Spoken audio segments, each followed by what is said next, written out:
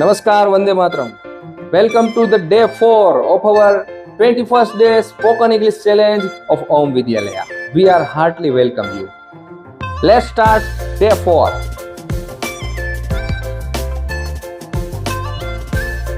Today we will learn talking about family. Yesterday we have learned how we manage our day routine. આપણે આપણું day routine કેવી રીતે manage કરીએ છીએ અંગ્રેજીમાં એ બોલતા આપણે શીખેલા હતા અને આજે આપણે શીખશું આપણા ફેમિલી વિશે. તો હવે સૌથી પહેલા તો ફેમિલી છે તો ફેમિલીની વોકેબ્યુલરી આપને આવડતી હોવી જોઈએ. આ બધા જોઈ લ્યો, ફાધર થી લઈ અને નાઇસ સુધીના બધા છે. ફાધર, ચાલો હું બોલું છું. ફાધર પિતા, mother brother, sister son daughter, husband wife, parent, child, children, grandfather, grandmother, grandparents, uncle, auntie, cousin,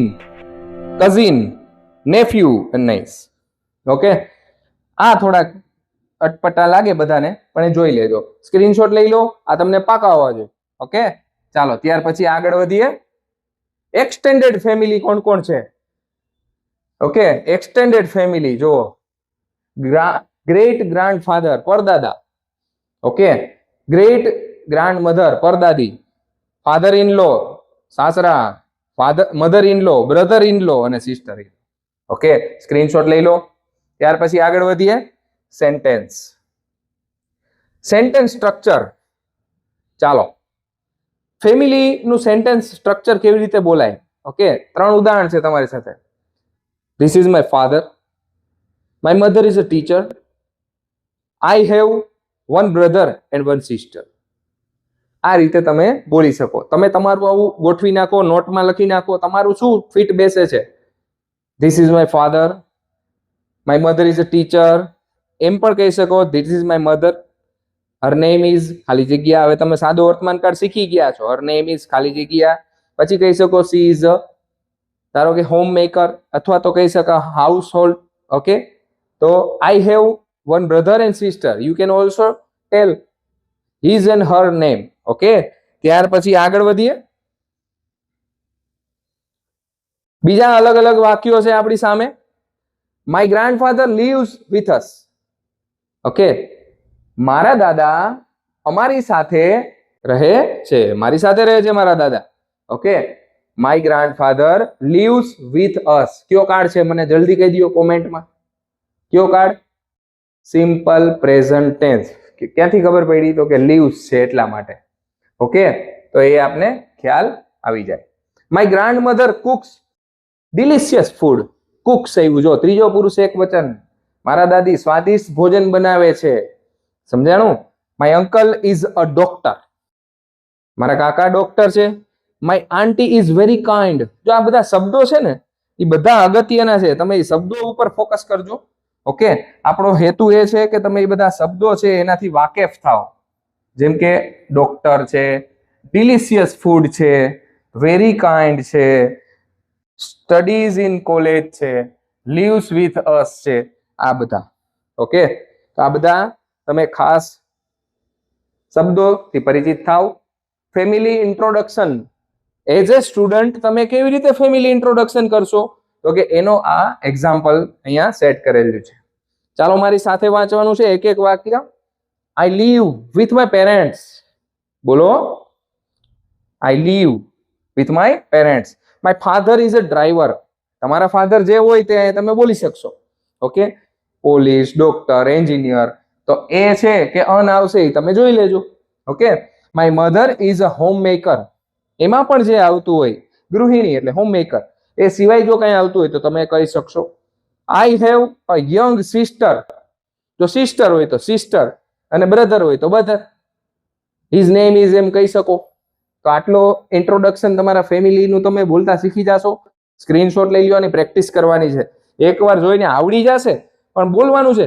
આ એકવાર જો તમે બોલતા થઈ જાશો ને પછી બીજી વાર ક્યારેય ભૂલ પડશે નહીં. એક જ વખત હિંમત કરવાની છે. એ હિંમત તમારે આજે જ કરવાની છે. ચાલો આગળ વધીએ. હવે વર્કિંગ એડલ્ટ. એડલ્ટ એટલે મોટા. ઓકે, 16 વર્ષ પછીના એને એડલ્ટ કહેવાય. તો હવે જો શું કહે છે? We are 5 members. We are 5 members. ઘરમાં 5 જણા છીએ. સીધું એમ જ બોલે. My wife is a teacher. Okay, આ એડલ્ટ છે એ લગ્ન ગ્રંથિથી જોડાયેલા છે એટલે શું કહે છે? My wife is a teacher. I have 2 kids. મારે 2 બાળકો છે. My parents leaves with us. મારા માતા પિતા મારી સાથે રહે છે. જોઈ લ્યો, સિમ્પલ પ્રેઝન્ટ ટેન્સ. મેં તમને કીધું હતું ને કે 5 ટેન્સમાંથી 12 ટેન્સમાંથી 5 ટેન્સ એવા છે જે 80 થી 85% છે એ આપણા રૂટીનમાં ઉપયોગી હોય. ઓકે, તો આ છે. ચાલો સ્ક્રીનશોટ લઈ લેજો. આ તમારે કરી નાખવાનું છે. હજી આમાં બીજા વાક્યો તમે એડ કરી શકો તમારી હવે સૂઝબૂઝ પ્રમાણે, ઓકે, જરૂરિયાત પ્રમાણે. ત્યાર પછીનું નેક્સ્ટ, હવે જોઈન્ટ ફેમિલીમાં જો રહેતા હોય, ઓકે, તો આ રીતે કંઈક કહી શકાય. We are a big family. I live with my parents, grandparents and uncle's family. બધા સાથે. I live with my parents, grandparents and my uncle's family. બધા સાથે રહી છીએ. Okay, we all eat dinner together. We all eat dinner together.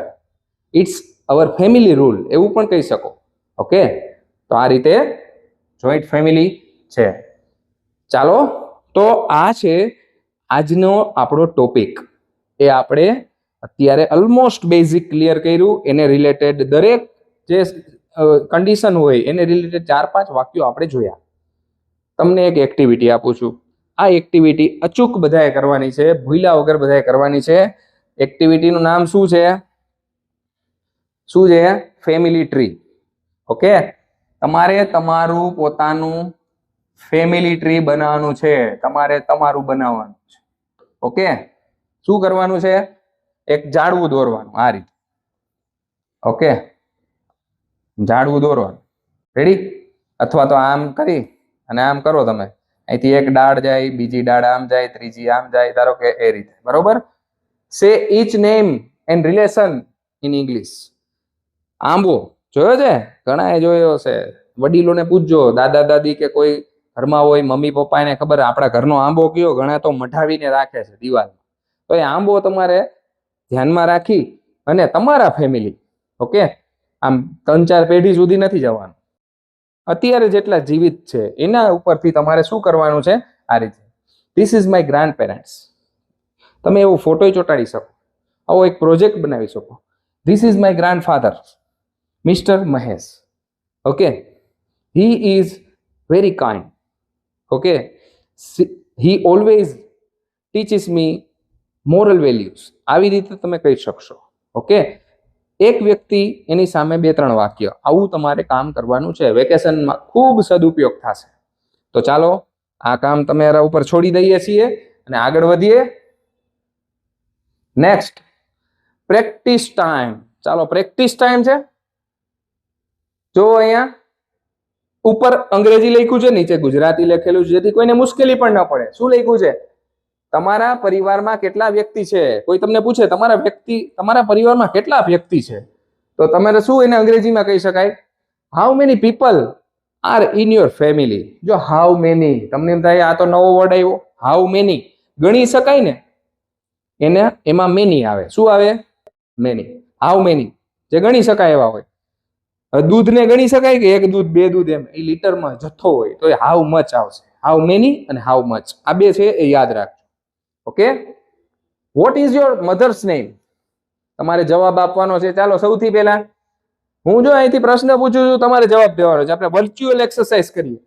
How many people are in your family? તમારે જવાબ આપવાનો છે કે there are 5 members are in our family. There are 5 members in our family, એમ કહી શકો. Okay, what is your mother's name? જવાબ આપો. Do you have any sibling? Spelling સરસ આવ્યો. સિબલિંગ એટલે શું થાય? ભાઈ બહેન. જો આવા શબ્દો ભારે શબ્દો વાપરીએ ને તો કોકરમ થાય આને તો સડસડાટ અંગ્રેજી આવે છે. તો સિબલિંગ યાદ રાખશું. આપણે બ્રધર સિસ્ટર બોલતા હોય. અહીંયા શું આવ્યું? સિબલિંગ. જો સિબલિંગ સ્પેલિંગ એ સહેલો છે. Okay, what does your father do? તમારા પિતાજી શું કામ કરે છે? જવાબ આપો અંગ્રેજીમાં. Very good, very good. Where does your family live? તમારું કુટુંબ ક્યાં રહે છે? ઘરમાં ન કહેતા, બરોબર? ક્યાં રહે છે એમાં તમે એડ્રેસ આપી શકો અથવા તો તમે સિટીનું નામ બોલી શકો. Okay, do you live with your grand parents? શું તમે તમારા દાદા દાદી સાથે રહે છો? તો એનો જવાબ આપો યસ. જો આમાં જ જવાબ હોય yes, I live with my grand parents. સમજાણું? પ્રશ્ન હોય ને એમાં જવાબ હોય. ઓકે, એટલે ઘણી વાર ધ્યાનથી સાંભળો ને શું પૂછે છે એમાં જ જવાબ હોય. થોડોક ફેરફાર કરીને જવાબ આપી દો. ગુજરાતીમાં એમ પૂછે શું તમે તમારા દાદા દાદી સાથે રહો છો? તો આપણે શું કહી કે હા, અમે અમારા દાદા દાદી સાથે રહીએ છીએ. તો એ જ અંગ્રેજીમાં થાય છે. જો next, how old is your brother? તમારો ભાઈની ઉંમર કેટલી છે? આપણે વાત થઈ હતી, યાદ છે? ઉંમરની વાત થઈ હતી. તો એ જવાબ આપો, બોલો. સરસ. Who takes care of you at home? ઘરે તમારી કોણ દરકાર લે છે, કાળજી લે છે, ધ્યાન રાખે છે? જવાબ આપો યસ, થેન્ક યુ. મધર. સલામ કરજો, પગે લાગજો મમ્મી પપ્પાને બધાને. બરોબર? દાદા દાદીને, ઘરના વડીલોને પગે લાગવા એ આપણા સંસ્કાર છે. ચાલો, do you love your family? Do you love your family? Yes, obviously, everyone. Okay, ચાલો આગળ જઈએ. ચાલો, તો અહીંયા આપણો જે ટોપિક છે આજનો એ પૂરો થાય છે. ને તમે જે ફેમિલી ફ્રેન્ડ બની ગયા, જો આટલું કરશો ને એટલે ફેમિલી ફ્રેન્ડ એમ ને કાંઈક કવિતા બની જશો. કારણ કે આજે તમે કંઈક ફેમિલીને બોન્ડ કરવાનું એટલે કે જોડવાનું કંઈક કામ કર્યું. ફેમિલી ટ્રીનો તમને જે હોમવર્ક આપ્યું છે ડેફિનેટલી કરવાનું છે બધાએ. શક્ય હોય તો ફોટો પણ લગાવો, એક યાદી રહી જશે. નાનપણના ફોટા કલેક્ટ કરો, તમારા દાદા દાદી સાથે વાત કરો કે એ નાના હતા ત્યારે એના કેવી રમત રમતા, આવી બધી વાત કરો. વેકેશનનો ઉપયોગ થશે. અને શક્ય હોય તો એ તમે પછી અંગ્રેજીમાં ટ્રાન્સલેટ કરીને લખો. ગઈકાલે આપણે એક સ્ટોરી જોઈ હતી સિમ્પલ પ્રેઝન્ટ ટેન્સની, યાદ છે? કેટલાય ટ્રાય કરેલી હતી? એમ, વેરી ગુડ. કોમેન્ટમાં લખજો જેને ટ્રાય કરેલી હતી અને એની સ્ટોરી પણ એ મૂકજો. જો એને સિમ્પલ પ્રેઝન્ટ ટેન્સમાં સ્ટોરી તમે બનાવેલી હોય ને તો કોમેન્ટમાં મૂકજો, હું ચોક્કસ વાંચીશ. ઓકે, ચાલો આગળ જોઈએ. હવે આજનો ગ્રામરનો ટોપિક. કાલે શું જોયું હતું? જલ્દી બોલી જાઓ. Simple present tense. ઓકે, આંગળીનું પેલું વેઢું કર્યું હતું. ઓકે, આજે શું કરવાનું છે? બીજી આંગળીનું પેલું વેઢું. Okay, present continue tense. જો આપણે લાઈનમાં સિમ્પલ સિમ્પલ સિમ્પલ એમ નહીં જઈએ, કામમાં આવશે ને જેમ જેમ કામમાં આવતા જાય ને એમ આપણે ટોપિક કરતા જશું. ઓકે, તો આજનો આપણો ટોપિક છે પ્રેઝન્ટ કન્ટિન્યુ ટેન્સ. કયો છે? Present continue tense. એટલે શું કહેવાય એને? ચાલુ વર્તમાન કાળ. ચાલો બોલો બધા. પ્રેઝન્ટ કન્ટિન્યુ ટેન્સ સ્પેલિંગ જોઈ લેજો. સ્પેલિંગ જોઈ લેજો. કન્ટિન્યુ નો સ્પેલિંગ છે ને કન્ટિન્યુઅસ સ્પેલિંગ જોઈ લ્યો. કન્ટિન્યુઅસ. Okay, tense. ઓકે, ઘણા પ્રેઝન્ટ કન્ટિન્યુ ટેન્સ પણ કહે છે. Okay, present continuous tense. આગળ વધીએ. ટેન્સ નો સ્પેલિંગ જોઈ લેજો. ચાલો, એનું સ્ટ્રક્ચર શું છે? એકદમ સિમ્પલ.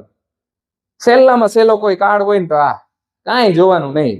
જે વર્બ હોય ને, વર્બ એટલે ક્રિયાપદ, એની પાછળ શું લગાડી દેવાનું? આઈએનજી. શું લગાડી દેવાનું? આઈએનજી. હજી એક વાર બોલો, શું લગાડી દેવાનું? આઈએનજી.